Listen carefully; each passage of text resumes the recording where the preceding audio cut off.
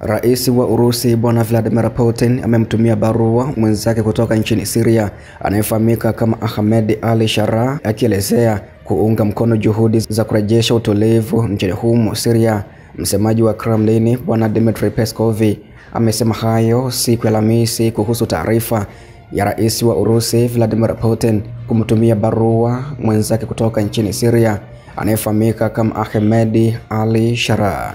Ujumbe huo unakuja baada ya kuongezeka kwa ghasia hivi karibuni katika nchi hiyo iliyokumbwa na vita, ambayo Moscow imelaani vikali, huku ikitoa wito wa kuchukuliwa hatua za haraka kutatua mgogoro huo.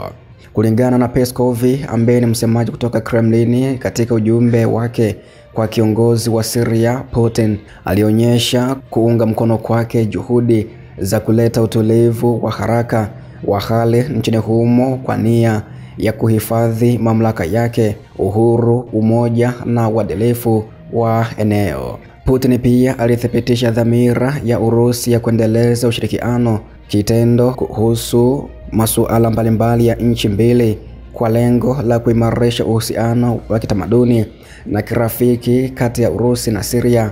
Msemaji huyo wa Kremlin amesema hivyo. Pwani ya Mediterania nchini Syria ilikumbwa na wimbi baya zaidi la ghasia mapema mwezi Machi baada ya mapigano kuzuka kati ya vikosi vipya vya usalama vilivyoundwa na wanamgambo wa eneo hilo, ambao vyombo vya habari vya Magharibi vimewataja kuwa wafuasi wa rais wa zamani wa Syria Bashar al-Assad.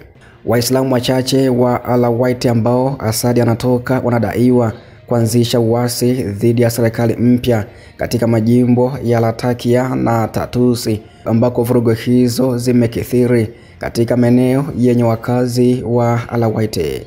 Ingawa kwa kawaida hufafanuliwa kama madhehebu ya Kiislamu, Alawites wanachukuliwa vibaya na Waislamu wengi wenye msimamo mkali ambao wanaamini ya kuwa wao ni waasi wanaoweza kuangamizwa. Huku hali ikizidi kuwa mbaya, Urusi pia na Washington zilitoa wito wa kufungwa kwa Baraza la Usalama la Umoja wa Mataifa mnamo Machi 10 ili kushughulikia ripoti za mauaji makubwa ya raia katika nchi hiyo. Kulingana na shirika la kuchunguza haki za binadamu la Syria, ilisema takriban raia 1500 waliweza kuuawa na wengi wao wakiwa Walawi, ambako video nyingi za kutisha zilizokuwa zikisambaa mtandaoni zilidai kuonesha vikosi vipya vya usalama vikiwatesa na kuwaua raia, wakiwemo wanawake na watoto, mchana kweupe. Serikali ya mpito ya Syria baadaye iliweza kutangaza mwisho wa operesheni yake ya kijeshi katika maeneo yaliyoathiriwa. Pia ilitangaza mpango wa kuwalenga wafuasi wa uongozi wa zamani, ikiwalaumu kwa mzozo unaoendelea. Serikali ya Syria ilianguka mwishoni kabisa mwa mwaka 2024 baada ya wanamgambo waliokuwa wakimpinga rais wa wakati huo Assad kuanzisha mashambulizi ya haraka na yasiyotarajiwa na kutoa udhibiti wa mji wa Damascus ndani ya siku chache, ambapo jeshi la nchi hiyo lilikimbia au lilisambaratika wakati wa shambulio hilo, na tangu wakati huo limebadilishwa na vikosi vipya vya usalama nchini humo. Licha ya kumpa hifadhi Assad baada ya kuondolewa madarakani huko nchini Syria, Urusi imesalia kushirikiana na uongozi mpya wa nchi ya Syria ili kudumisha shughuli katika Khmeimim Airbase na kituo cha usaidizi cha vifaa huko Tartus.